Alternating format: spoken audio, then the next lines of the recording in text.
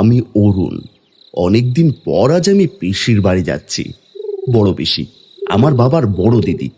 আসলে বাবা মারা যাওয়ার পর পিসির সাথে খুব একটা যোগাযোগ নেই। তবে একটা চিঠি পেয়েছিলাম। পিসির অবস্থা খুব খারাপ, তাই আজকে পলাশপুর গ্রামে এসে উপস্থিত হয়েছি। ছোটবেলায় এসেছিলাম, রাস্তা প্রায় ভুলেই গেছি। অন্ধকার হয়ে গেছে, তার উপরে আজকে আবার আকাশ মেঘলা। নভেম্বরের শুরুতেই বেশ বড় একটা নিম্নচাপ, এরপরে ঠান্ডা পড়বে বেশ ভালো মতো।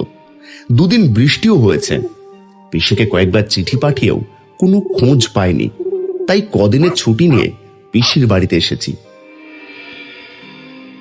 না, একটা যদি টোটো বা অটো কিছু পেতাম।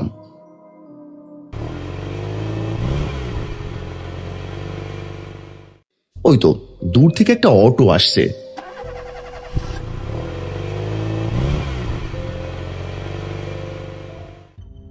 কি গো দাদা, যাবে তো? আপনি মরা গ্রামে যাবেন তো? মরা গ্রাম? না, আমি তো পলাশপুর যাব। ওই গ্রাম এখন নাম পাল্টে আশেপাশে এলাকার লোক রেখেছে মরা গ্রাম। কেন গো দাদা? উঠে পড়ুন, দেরি করবেন না, আপনাকে আমি পৌঁছে দেব। আমি এই অটোয় উঠে বসলাম। মনের মধ্যে তখন থেকে একটা প্রশ্ন ঘুরপাক খাচ্ছে। গ্রামটার নাম মরা গ্রাম কবে হলো? আর একটা জিনিস আমার বেশ মনে পড়ছে, নূপুরের কথা। নূপুর হলো আমার পিসিমার গ্রামে থাকা এক সুন্দরী মেয়ে। আমি ওকে যখন শেষ দেখেছিলাম তখন আমার বয়স ছিল 18 আর ওর ছিল 17। বড্ড মিষ্টি মেয়ে। ওকে দেখে আমার বেশ ভালো লাগতো, আমার ওকে পছন্দ হয়েছিল। নূপুর আমাকে দেখে চিনতে পারবে তো? ওর বিয়ে হয়ে যায়নি তো? সে আমার জন্য অপেক্ষা করছে, আমি তো বলেছিলাম। এইসব ভাবতে ভাবতেই পুরনো কিছু স্মৃতি মনে এসে গেল, আর অটো এগিয়ে চলল আপন গতিতে। কিন্তু একটা কথা, গ্রামটার নাম মরা গ্রাম কেন? গ্রামের নাম তো পলাশপুর ছিল।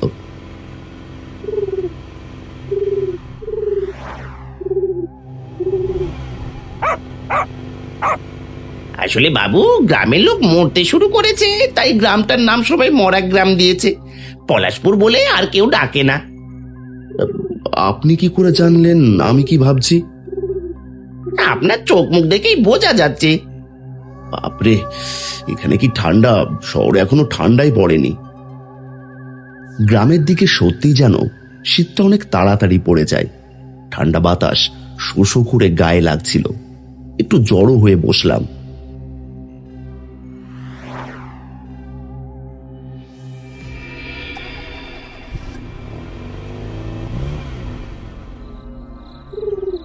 হঠাৎ করে ব্রেক দিয়ে অটোটা দাঁড়িয়ে পড়ল।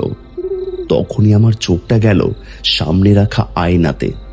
হঠাৎ করে যেন মনে হলো আমি অটোওয়ালার বদলে একটা ভয়ঙ্কর বীভৎস মুখ দেখলাম। একটা ছোট্ট বাড়ির সামনে এসে উপস্থিত হই। বাড়িটা দেখেই বুঝতে পারি এটা তো আমার পিসির বাড়ি। বাড়ির চারপাশে যেন জঙ্গল হয়ে গেছে।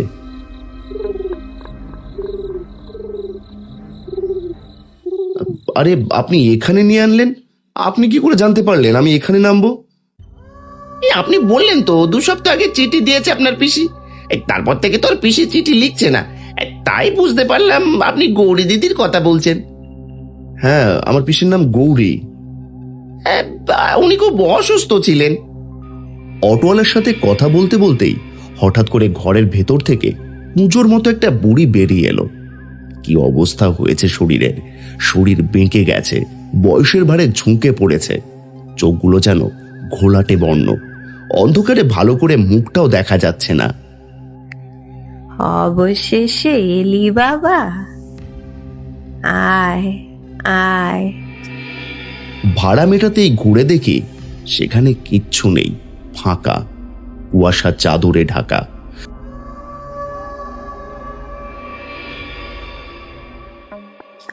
আয়, ভয় পাস না। অনেক দিন পর গ্রামের মানুষেরা মানুষ দেখেছে। তুমি যে কি বলো পিসি, এরকম আবার হয় নাকি?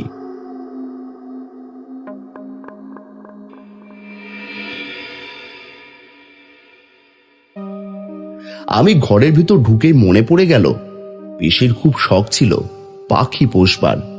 পাখির খাঁচাগুলো একধারে পড়ে আছে, কিন্তু একটাও পাখি নেই।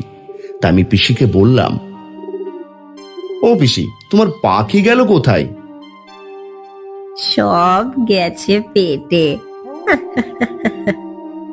তোমার মশকরা করা স্বভাব আর গেল না।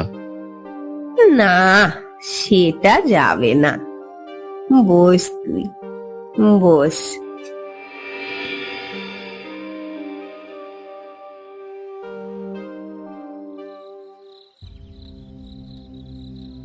কিছুক্ষণের মধ্যেই পিসি জলখাবার নিয়ে আসে, কিন্তু থালার মধ্যে যা দেখে তা দেখে আমার গাঁটা পুরো গুলিয়ে ওঠে। নোংরা থালা, তার মধ্যে একটা কালো রুটি আর মাংস, কিন্তু মাংসতে যেন ছাতা পড়ে গেছে, পচে গেছে, পোকা বইছে। পিসি, এই খাবার তো নষ্ট হয়ে গেছে, এটা খাবো কি করে? কোথায়? তুই ভুল দেখছিস, ভালো করে চেয়ে দেখ। আবার থালার দিকে তাকাতেই দেখি থালা পরিষ্কার ঝকঝক করছে। খিদেও পেয়েছিল, খাবার নিয়ে খেতে শুরু করি। মনে মনে ভাবি ভুল দেখেছি।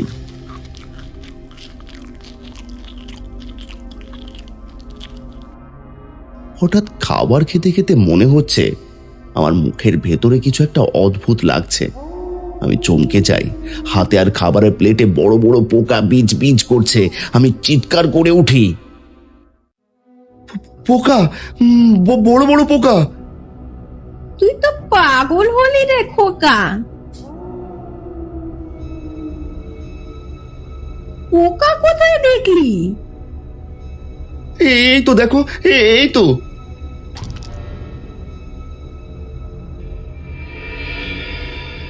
থালার দিকে ভালো করে দেখলাম, কিন্তু কোথায় কি? পোকা বলে কোথাও কিছু নেই। এদিকে ততক্ষণে আমার খাওয়ার ইচ্ছেও মরে গেছে।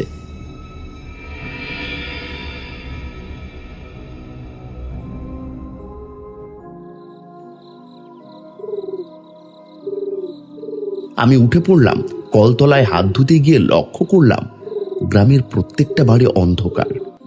এত তাড়াতাড়ি এই গ্রামের মানুষেরা ঘুমিয়ে পড়ে, এ দেখে বেশ অবাক হলাম। আমরা থাকি শহরে, সারা রাত আলোয় আলোকিত, কি ভীষণ ঠান্ডা এখানে। কিছুক্ষণ পর একটা কালো রঙের বিড়াল ম্যাও করে ডেকে উঠল। হঠাৎ করে আমার পেছন দিক থেকে শুনতে পেলাম, দাঁড়াও অরুণ, কে? তুমি আমাকে চিনতে পারছো না? আমি তোমাকে ঠিক চিনতে পেরেছি। আমি নূপুর। আরে তুমি!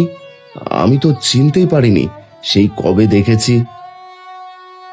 আমি তোমাকে ঠিক চিনতে পেরেছি। তুমি কি জানতে আমি আসবো? পিসি তোমাকে কিছু বলেছিল?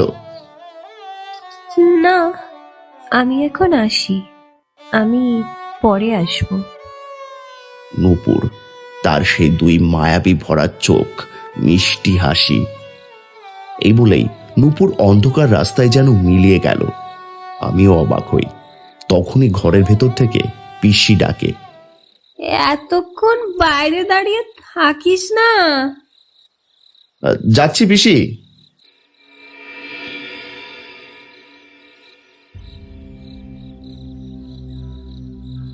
যখন থেকে এসেছি তখন থেকে যেন একটা অদ্ভুত অস্বস্তি হচ্ছে।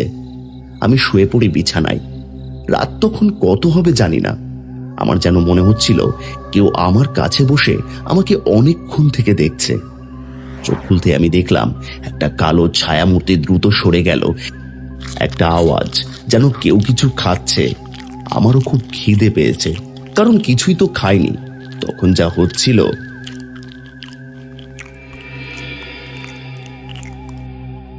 তাই আমি উঠে পিসির রান্নাঘরের দিকে গেলাম। সেখানে গিয়ে যা দেখলাম তা দেখে অবাক হয়ে গেলাম। পিসি একটা মহিলার সেই অটো চালক বসে আছে, আর সামনে রাখা মুরগি ছিঁড়ে ছিঁড়ে খাচ্ছে। ভয়ঙ্কর ওদের চেহারা, চোখের জায়গায় কালো গহ্বর, সাদা ফ্যাকাশে শরীর, ছিঁড়ে ছিঁড়ে কাঁচা মাংস খাচ্ছে। তিনজনের মধ্যে থেকে একজন বলে উঠল, গ্রামে আর পশু পাখিও নেই, এবার পাশের গ্রাম থেকে আমাদের আনতে হবে। এই দেখো বৌদি, এই প্রত্যেক দিন অন্য গ্রাম থেকে চুরি করে আনতে আমার খুব খারাপ লাগে। ওরে আমার হরিদাস পাল, যেন আগে কখনো চুরি করিসনি। চুরি তো করিনি, সৎ ছিলাম। মাঝে মাঝে গাছ থেকে ফল চুরি করেছি। গাছ থেকে ফল চুরি করা আর এখন মুরগি চুরি করা একই ব্যাপার, বুঝলি তো? তোমার ঘরে না ছেলেটা এসেছে, সে কিন্তু বেশ জোয়ান মরদ, কম বয়স। তার মাংস খেলে কেমন হয়? দেখ, ও আমার ভাইপো, ওর দিকে হাত বাড়াবি না, তাহলে কিন্তু খুব খারাপ হয়ে যাবে। আরে অনেকদিন পর মানুষ দেখলাম গ্রামে। গ্রামে তো আর কেউ বেঁচে নেই যে তাকে খাবো। মানুষের মাংস খেতে খুব ভালো হয় শুনেছি। খেলে কেমন হয় বৌদি? খবরদার, ওর দিকে হাত বাড়াবি না বলছি, তাহলে গলা টিপে ঘড় মটকে দেব। আমি দরজার আড়াল থেকে এইসব দেখছিলাম। নিজের চোখে ভুল দেখছি না ঠিক দেখছি কিছুই বুঝতে পারছি না। হঠাৎ আমার হাত ধরে টানলো।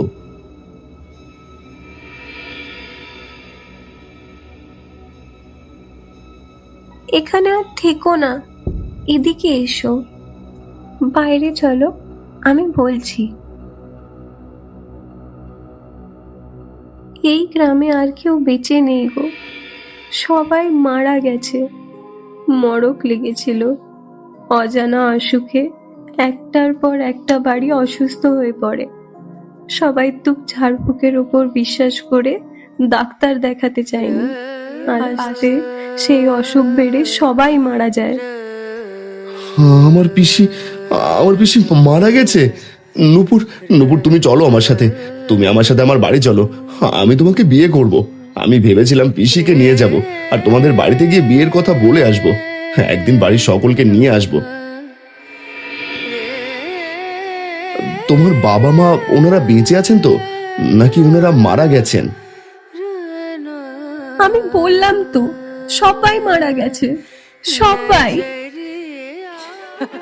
ততক্ষণে ঘরের ভেতর থেকে প্রেতাত্মা বেরিয়ে আসতে শুরু করেছে। তাদের সেই সম্মিলিত কণ্ঠ শুনে বুঝতে পারি আমাকে দেখেই তাদের খাওয়ার লালসা জেগে উঠেছে। এখান থেকে পালাতে হবে, পালাও, তুমি পালাও। চলো চলো আমার সাথে, তুমি চলো। তুমি এখানে একা থাকবে কি করে? আমি তোমাকে এই গ্রামে রেখে যেতে পারবো না। আমি তোমাকে বড্ড ভালোবাসি নূপুর।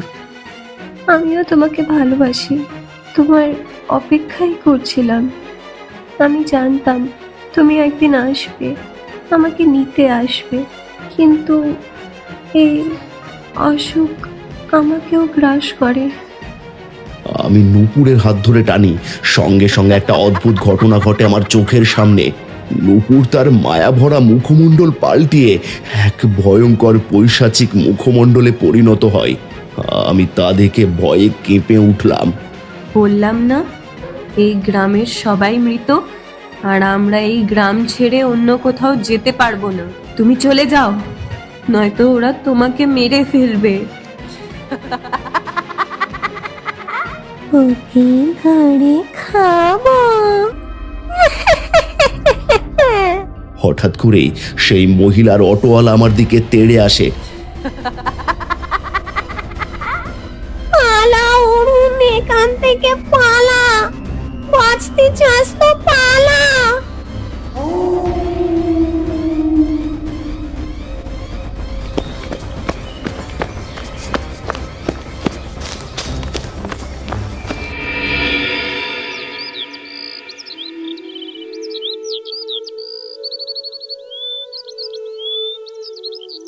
হঠাৎ করেই সেই মহিলার অটোওয়ালা আমার দিকে তেড়ে আসে। আমি ভয়ে পিসির কথা শুনে দৌড়তে শুরু করি, তারপর অনেক কষ্ট করে ওদের হাত থেকে বেঁচে যাই। দৌড়তে দৌড়তে আমি সেইখানে পৌঁছাই আর মাথা ঘুরে পড়ে যাই। সকালে উঠেই আপনাকে দেখতে পাই। গ্রামে সবাই মারা গেছে, মরক লেগেছিল। ওটাকে আমরা মৃতের গ্রাম বলি, মরা গ্রাম। বেলা থেকেই ভালোবাসতাম আর সারা জীবন ভালোবেসেই যাব।